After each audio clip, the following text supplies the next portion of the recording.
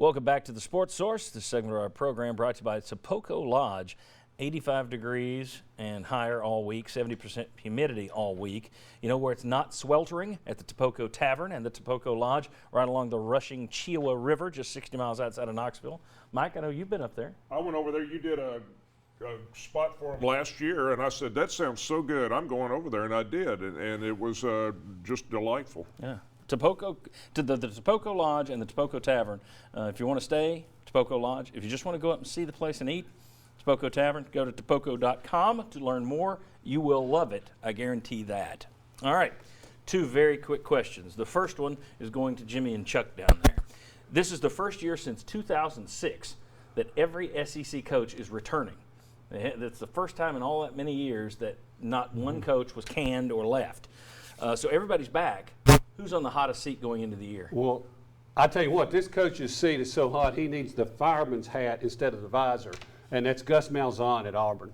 And to me, that's by far the hottest seat of any coach in the SEC.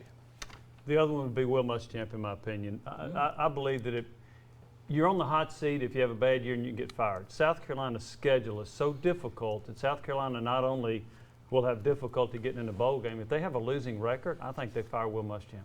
Wow. In his third year. Wow. I keep seeing Derek Mason mentioned, fourth year, I'm sorry. Derek Mason mentioned everywhere as a possible hot seat guy.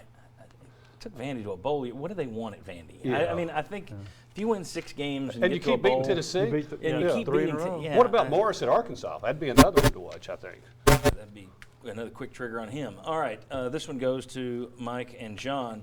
Which is more likely?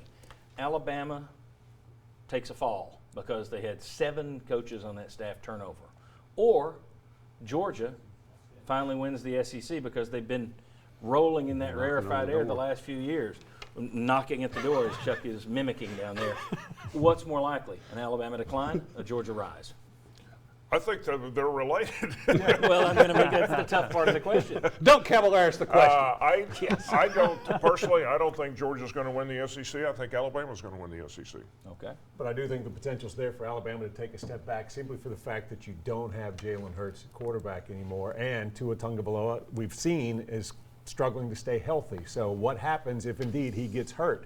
I think there's a better chance for Georgia to win a second SEC title in the last 3 years just because they have great talent there. They've amassed it and been consistently bringing in top classes. So I just think there's the better chance for Georgia to step forward and perhaps there to be a question at who's going to be the backup if Tagovailoa can't go. Yeah, and Georgia's pretty much stayed in that top 5 the last couple of years. So Georgia fans will be upset if they don't take the step forward this year.